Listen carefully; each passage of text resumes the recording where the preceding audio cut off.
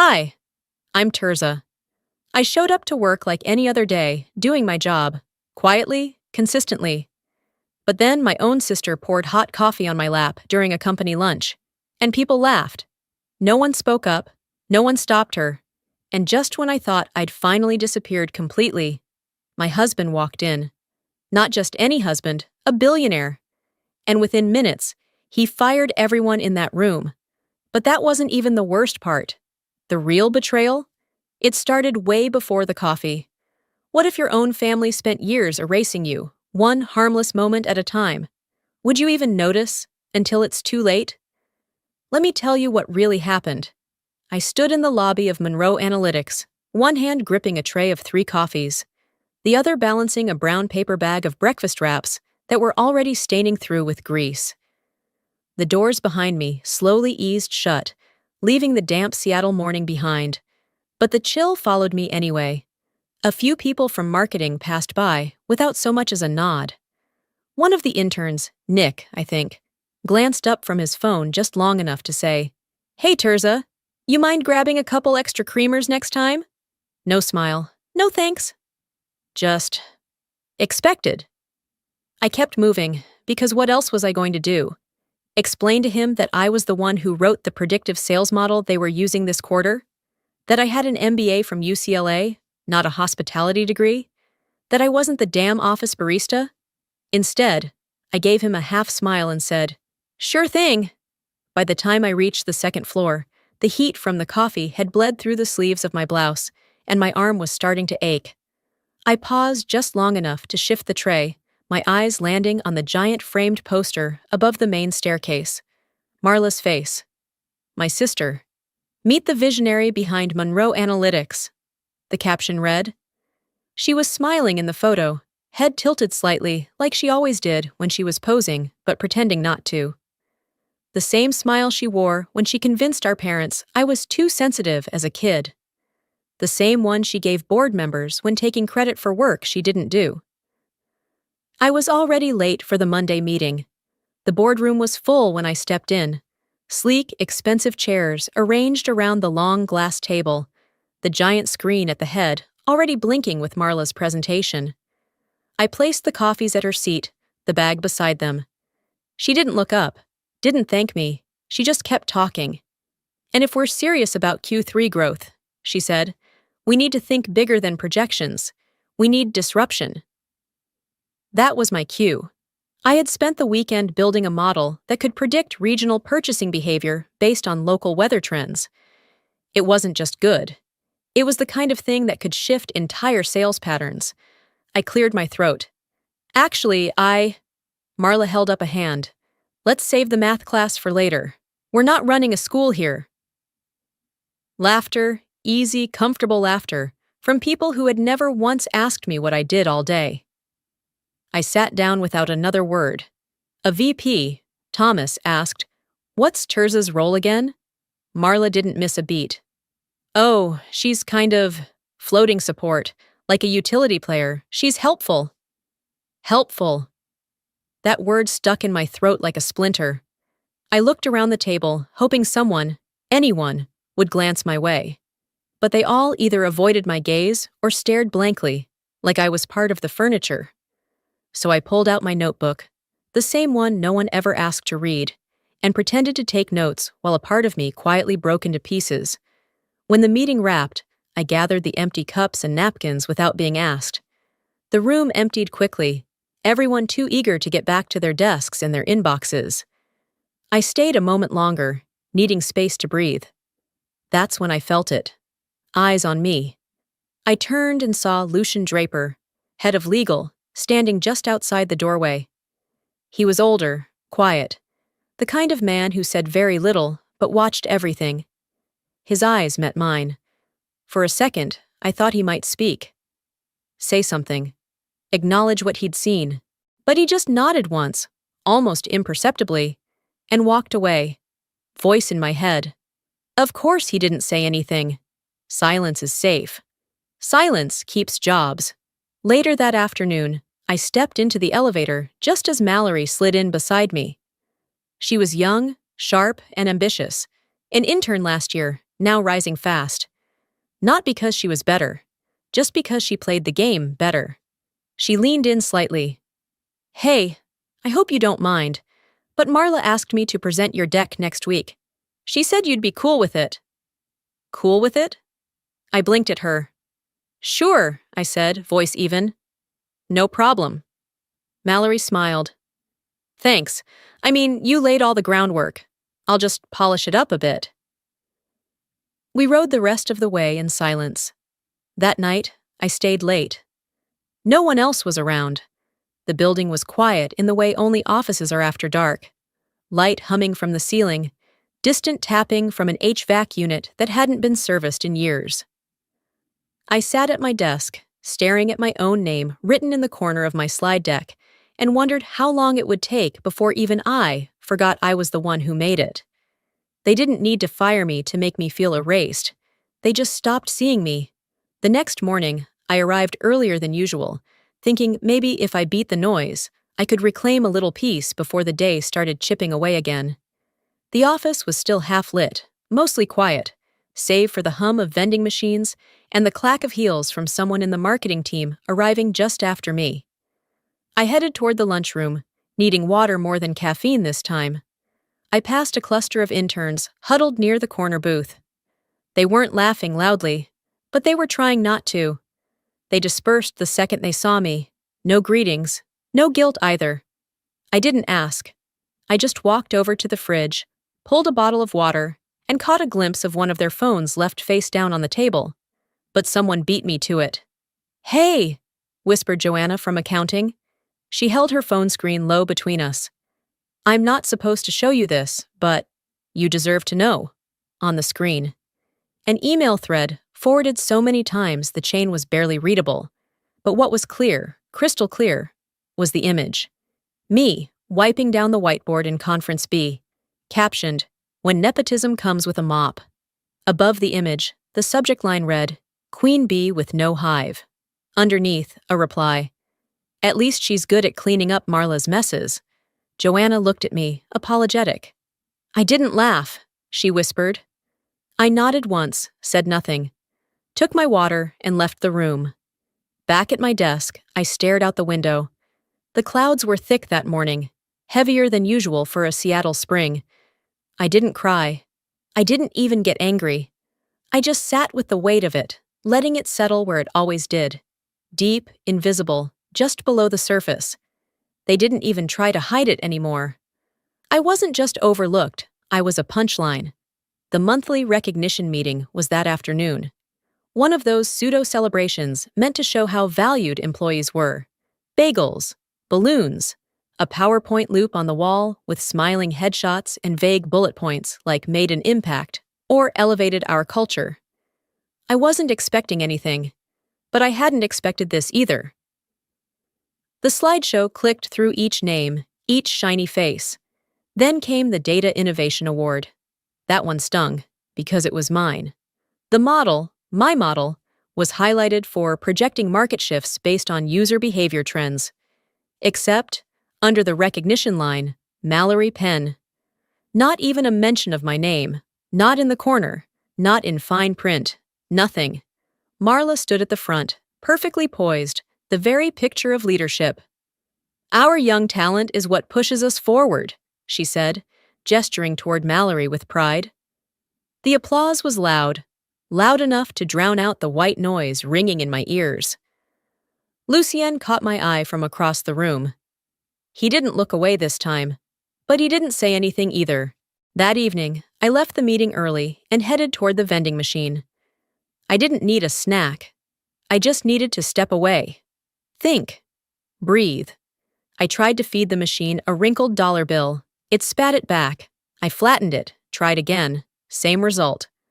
On the third try, it swallowed the bill, blinked twice, then did nothing. The screen froze. I just stood there.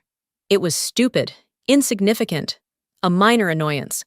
But something about it cracked the surface I'd been holding together all day. My hand shook. Not from the machine, but from everything. "You don't break from the big blows," I whispered. "It's the small cuts, the echo of your own name, erased." I returned to my desk just before sunset. The office had cleared out. Marla had gone home. Mallory, too. Sitting there, under the dull light, I noticed a folder placed neatly on my chair. No note. I opened it. Inside, a printed version of my latest presentation, the one I'd drafted for the product team's quarterly pivot. Every slide intact, every chart exactly as I'd laid it out. Except for one thing, Mallory's watermark, bottom right corner of every page. My name, nowhere. I didn't even flinch, not anymore. I walked over to the printer tray, checked the timestamp. Printed that afternoon, 2 hours before the recognition meeting. I returned to my desk, sat down, logged into my email, opened a draft. Subject, documentation, Narco 1. Attachment, scanned copy of the folder. Body, blank. I hit send, to myself. I stared at the screen a few seconds longer, then shut the laptop. They thought I was quiet because I didn't know how to fight. What they didn't know is I had just started. The office was empty by the time I left. I walked slowly through the parking garage, letting the echo of my heels follow me like a shadow that had learned too well how to stay silent. On the drive home, I didn't turn on the radio. I needed the quiet. Not to think, thinking hurt, but to let my thoughts unravel without judgment. The next day, we had an investor visit. One of those high-pressure showcases Marla thrived on. The kind where we pretended everyone was aligned, efficient, inspired. The kind where she reminded everyone, subtly of course, that this company bore her name, even if it technically belonged to our parents. The investor was an older man named Bennett. Friendly, but clearly calculating. The type that read between words more than he listened to them. He shook hands, asked too many questions, and smiled like he already knew who was getting the next funding round. Marla met him at the front, our mother right behind her. Velda Keegan, the matriarch. She wore a tailored navy suit, hair swept back so tight it made her look like she was always in control. She greeted Bennett with a tone of polished confidence and guided him into the hallway like she owned the building, which, in a way, she did. "This is Marla," she said, gesturing with a proud hand. "My daughter. The brain behind all of this." I stood 3 feet away. Velda didn't look at me. She didn't introduce me. She didn't even acknowledge my presence. Bennett turned to me anyway, politely puzzled. "And you are?" "Oh," I said, smiling just enough to be civil. "I'm the one who wipes down the whiteboard." He blinked, then let out a confused chuckle, like maybe it was a joke. It wasn't. Later that evening, Velda insisted we all have dinner with the investor. She made a reservation at some high-end seafood place downtown, white tablecloths, waiters who called you ma'am, without irony. The kind of place where they hand you a wine list longer than the actual menu. I didn't want to go, but not going would have looked petty. Weak. So I showed up, smiled through the introductions, and sat quietly while Velda bragged about Marla's debate trophies from high school and her early admission to Stanford, even though she ended up transferring after 2 semesters. She never mentioned that I'd earned a full ride to UCLA, or that I graduated early, or that I'd once presented at a national conference before I was 30. She talked about Marla like she was the only daughter she ever had. I picked at my food, listened, watched Marla laugh and dazzle, and somewhere between the lobster bisque and the seared halibut, I realized the truth. There comes a moment when silence doesn't protect them anymore. It only exposes you. Back at the office later that week, I had to drop off a hard copy file in Marla's office. It was late, most of the staff had left, and I figured I'd just leave it on her desk and go.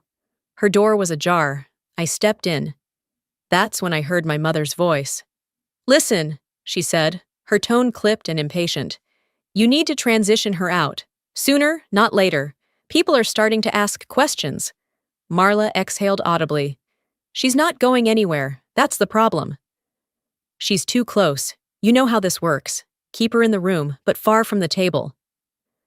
"I've been doing that for 6 months," Marla snapped. "She's just quiet. She doesn't fight. She never has." I didn't move. Just stood there, still as air. Quiet, but not empty. I gently set the file on a side table and stepped back out of the office. My heart wasn't racing. My hands weren't shaking. I didn't even feel angry. I felt awake. Back at my desk, I opened a new email. Subject: documentation to do. Attachment: audio recording from my phone, still running in my coat pocket. I hit send. That night, at home, I sat on the floor of my apartment in an oversized sweatshirt, a cup of tea going cold beside me. I pulled out a shoebox filled with old family photos. One of them, me, age 10, holding up a science fair ribbon, had Marla in the background, arms crossed, not smiling. I used to think I was invisible because I wasn't good enough. But I wasn't invisible because I lacked value. I was invisible because I refused to shrink to fit their image of what enough looked like. That was the night I created a new folder on my laptop. Contingency plan. Because if they were going to come for me, I wasn't just going to sit there. I'd been underestimated for too long. And if they thought I wouldn't fight back, they weren't watching closely enough. I spent the next morning pacing my apartment, letting the kettle boil over twice and forgetting where I put my keys. I wasn't panicking, I was preparing. There's a difference. By the time I walked into the office, everything in me had shifted. I wasn't there to survive anymore. I was there to remember who I was before I let them rewrite me. I dropped my bag at my desk and checked my voicemail. I hadn't cleared them in weeks. Couldn't stomach hearing one more just checking in or circling back. But today, I did. Second message down, a woman's voice came through, professional but warm. Hi, Ms. Monroe. This is Kayla from Eastbrook Data. We met briefly at the Boston Tech Summit in June. Our Director of Strategy is moving to Europe, and we'd love to talk to you about stepping into that role. We think your work with consumer behavioral modeling is exactly the direction we need. Give us a call if you're open to a conversation. The date on the message? 5 weeks ago. I sat very still, listening to the beep that ended the message.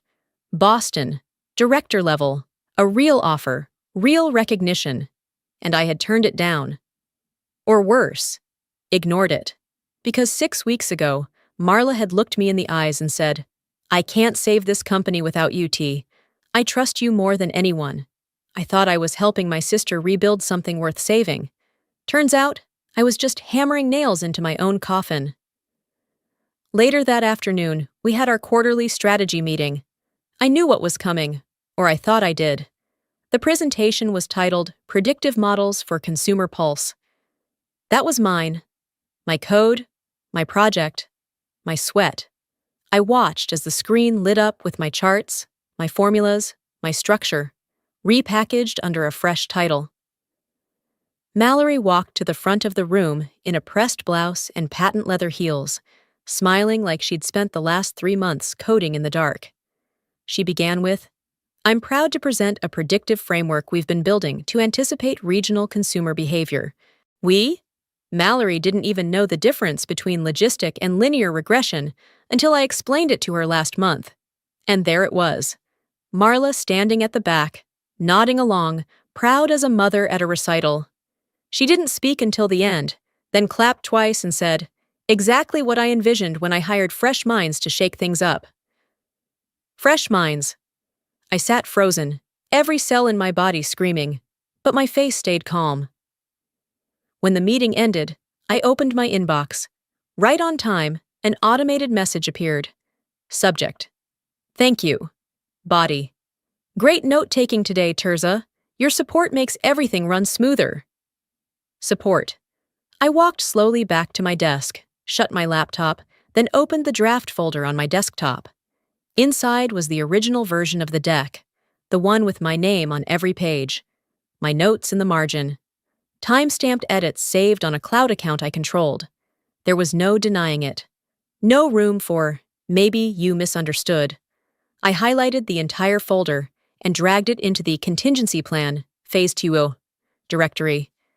Then I backed it up in 3 more places. After work, I skipped the bus and walked instead. Needed the air, the space. By the time I got home, The sky was already fading to blue-gray. I poured a glass of wine, sat at the kitchen table, and opened my laptop again. I stared at the screen for a full minute. Then, I remembered a name Dorian had mentioned once. Someone he'd worked with during a merger in Chicago. A lawyer who specialized in intellectual property disputes. I found her email. Attached the full folder. No note. No signature. Just the subject line. Intellectual property theft. Internal evidence attached. I hit send. That night, I didn't sleep much, but I didn't toss and turn either. I was done waiting for someone else to call it what it was. This time, I was sending the signal, and someone was going to answer it. By the time the office lights flicked on the next morning, I was already seated, at the far corner of the conference room, right next to the humming printer. It wasn't even subtle. My name had been left off the agenda again. No welcome slide, no introduction, not even a seating card. Junior staffers sat at the main table, some with less than 6 months of experience. Mallory had a full section to herself. She glanced my way briefly, then turned back to her tablet. She knew. They all did. I didn't ask questions. I didn't try to fix it. I just pulled out my phone, opened the voice recorder, and set it face down beside my notepad. The presentation began with a bloated slideshow packed with recycled metrics, half of which had originated in my research. When one of the interns incorrectly summarized a data set I'd built from scratch, no one corrected her.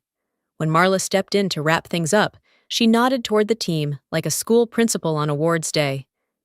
"These are the future of Monroe Analytics," she said, all smile and spin. "And let's be honest, fresh eyes see things we often miss." Fresh eyes, like mine, were cataracts. The meeting ran long. When it finally ended, I waited until the hallway cleared before packing up. I reached for my bag when a new email pinged on my screen. It had been sent to a small group, myself accidentally included. Subject, Thursday debrief, internal only. The first line? Honestly, she's just good for coffee runs and filling out the diversity line item. Another reply came seconds later. She still thinks she's in the running for VP. Adorable. And one more. We should frame that mop picture. Or better yet, name a conference room after her. I didn't react, not outwardly. I hit forward. 2. My secure email.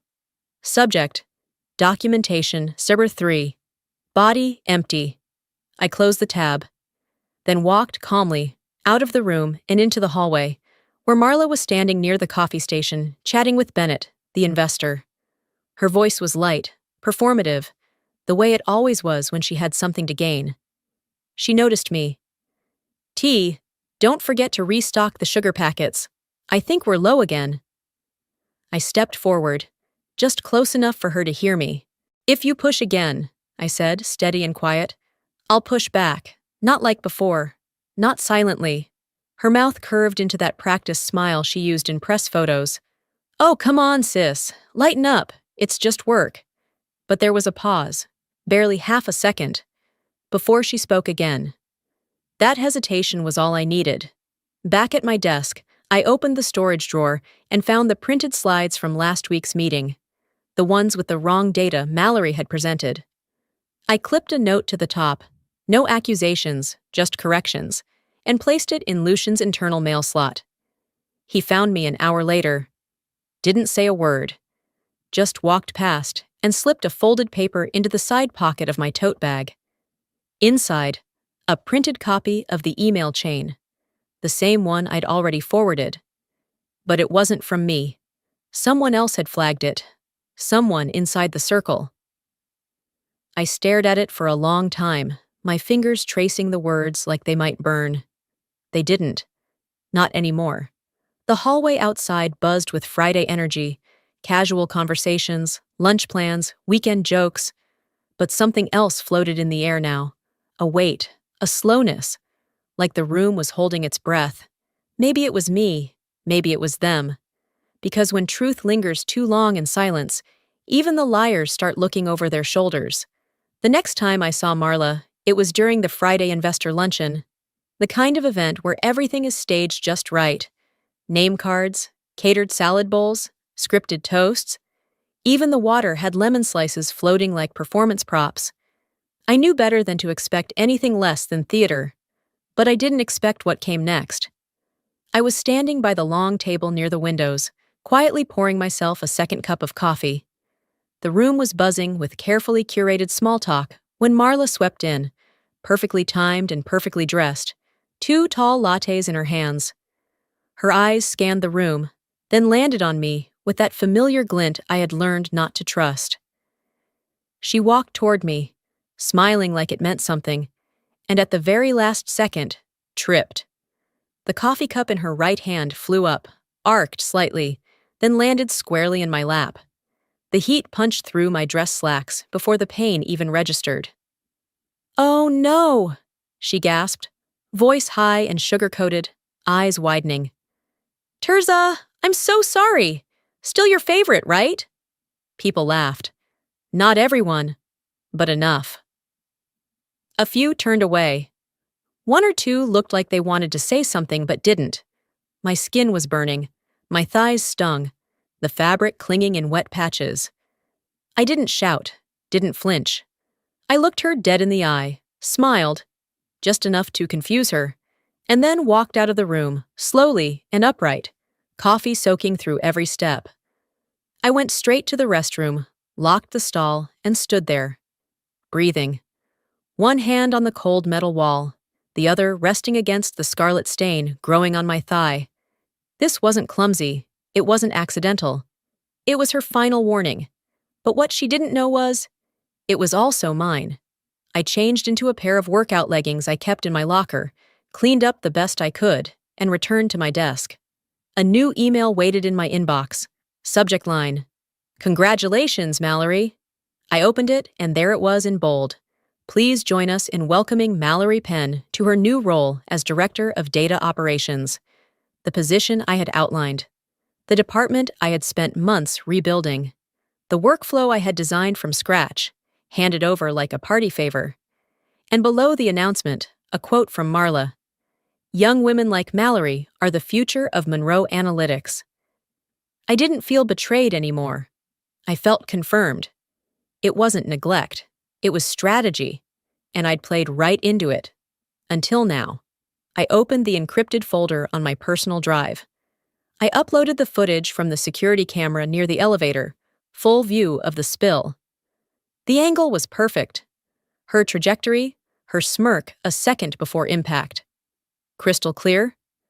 Then I added the mentorship logs, the full document trail showing every time I reviewed Mallory's data, corrected her models, prepped her presentations, dates, signatures, even her notes in my handwriting. The folder name had already been decided. Public disclosure, Stage 1. I opened my leather-bound journal and wrote just 1 sentence. They gave me coffee. I'll give them fire. By early evening, most of the office had emptied. Only a few lights remained on across the floor. I was updating documentation for the legal team when I heard a knock at my door. Not loud, just enough. Lucien stood in the hallway, expression unreadable. He didn't speak. He just walked over and placed a brown envelope on my desk, then turned and left. Inside, an HR complaint form, already signed, anonymous. But the wording was unmistakable. It referenced a hostile incident in a public professional setting. It named no names, but the incident description could only be one thing: the coffee. At the bottom, the HR officer's handwriting read, "Filed under review." I leaned back in my chair, exhaled slowly. There were eyes now, watching, quietly, maybe even regretfully. Not everyone would say something. Not everyone was brave. But not everyone was blind anymore either. And if they wanted a show, they were about to get one they couldn't delete. That following Monday began like any other, but something about the stillness in the room felt rehearsed. Too clean, too coordinated. By mid-morning, the announcement hit every inbox. Subject: Leadership in Sync. Meet the Monroe Women Body. Sisterhood in Innovation. The Monroe Women Leading Together. I stared at the subject line, blinking once before opening it. There it was. A full-page press release, glossy and glowing. A photo of Marla and me, smiling side by side. Except I hadn't smiled like that in months. The picture was from last year's holiday mixer, cropped and filtered to remove the people around us, altered just enough to make us look like a united front. The caption read, "A legacy of trust, vision, and sisterhood." Marla was quoted beneath it. "My sister and I have always believed in building this together. We thrive because we lead together." I didn't know whether to laugh or throw my mug across the room. Instead, I clicked print. As the page slid out of the tray, I whispered under my breath. The photo was real. The moment never happened. 2 hours later, I got a ping from a client I hadn't spoken to in a while. Marcus, from Denver. He forwarded a proposal that had been sent to him for a new cross-regional data analysis initiative. His message was short. "Hey, Tirza, didn't you mention this structure to me last quarter?" I opened the attachment. My structure, my analysis flow, my predictive grid. Word for word. Only 2 names were listed, Mallory Penn and Marla Keegan. No acknowledgement, not a footnote, not a based on a concept by. Nothing. But there it was, buried in the metadata. My watermark. Dated. Logged. Unmistakable. I stared at the screen, then slowly closed my laptop. They weren't just trying to erase me. They were replacing me, in real time. One asset, one headline, one client proposal at a time. That afternoon, the company held a quarterly town hall. All hands, cameras rolling, clients and partners on Zoom. The topic? Shared Vision, Monroe's Next Chapter. Marla took the stage wearing her signature navy blazer and a smile sharp enough to cut glass. She launched into a speech about leadership, vision, and family legacy. I sat in the back row, perfectly still. I didn't interrupt. I didn't raise my voice. I waited until the Q&A. When they opened the floor, I stood up. Calm, steady. "Marla," I said, "can you clarify when exactly you and I last co-authored a project together?" You could hear the air change. The mic handler hesitated. Someone coughed. Marla blinked, only slightly, but it was enough. She forced a smile. "Tirza, I'm not sure that's relevant to today's discussion." "No?" I tilted my head. "Because it's relevant to the article you published this morning, and it's certainly relevant to the client proposal sent to Denver yesterday." Silence. A junior staffer raised her hand and said carefully, "Didn't Tirza design Project Cora?" Another voice chimed in, this time from the tech team. "Yeah, the predictive grid was hers. We beta tested it back in October." Then Lucian stood up, quiet but firm. "I can confirm the time-stamped files. The source material is Tirza Monroe's." No one laughed. No one looked away this time. I looked around the room. I didn't need to shout. I didn't need to plead. She built a family of mirrors. I lit one match. And just like that, the silence that once protected her was about to testify against her. After the town hall ended, people left the auditorium quickly, but not toward me. No one said anything, not even Lucien. His usual nod was replaced with lowered eyes as he passed my row. Back at my desk, I ate lunch alone again. The cold pasta I brought from home tasted like cardboard, but I kept chewing, one bite after another, like always. No one sat next to me. No one mentioned the Q&A. No one acknowledged what they'd heard, because doing so might require choosing a side, and that would mean risk. It's funny how silence isn't neutral. It just waits to see who's going to win before it speaks. I was clearing my dishes when the elevator bell dinged. The sound wasn't unusual, until I heard it again. A pause. Then the steps. 2 men in dark suits walked out first, scanning the room like they already knew where to go. Then came the third figure. Dorian. He didn't wear the usual softness he carried at home. No loosened tie, no casual button-down. He wore a fitted black suit, no tie, eyes focused straight ahead. It wasn't just his clothes. It was the way the air shifted around him. like the room had finally decided to listen. Marla appeared from her office, faltering just slightly. She put on her usual grin, the one she reserved for investors, for cameras. But her shoulders weren't sitting right. "Dorian," she said, as if she'd just bumped into an old college friend, "we weren't expecting—" He cut her off with a quiet, "Let's make this brief." The boardroom doors opened as if on cue. I followed. Not because I was told to, because I knew what was coming. Inside the room, Marla sat at the head, flanked by 3 executive assistants. Lucien took his seat silently. I stayed standing. Dorian placed a single manila folder in front of her, then another in front of Lucien.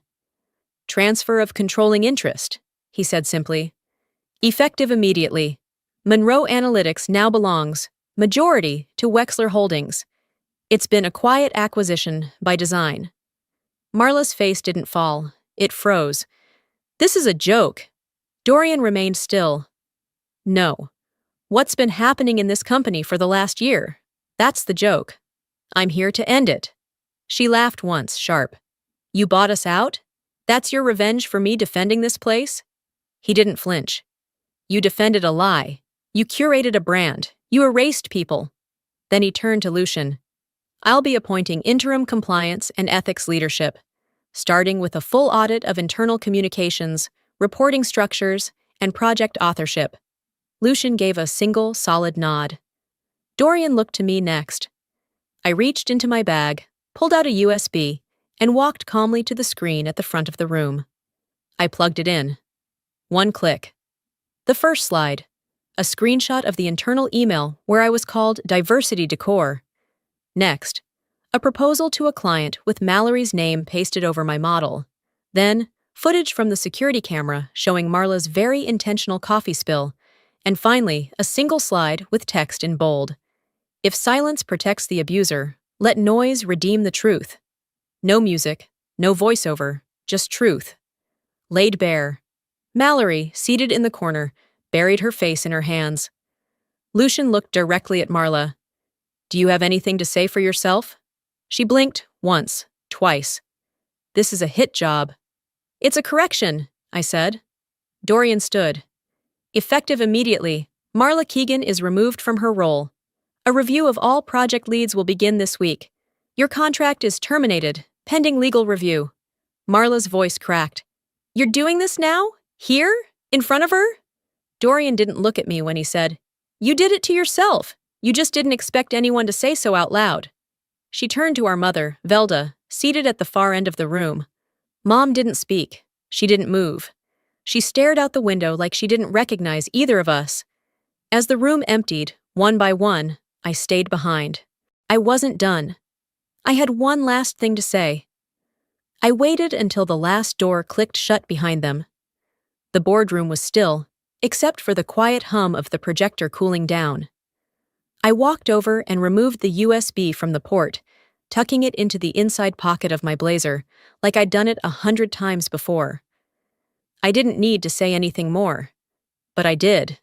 I turned toward the window, where Velda still stood, unmoved. She hadn't looked at me once since it all unfolded.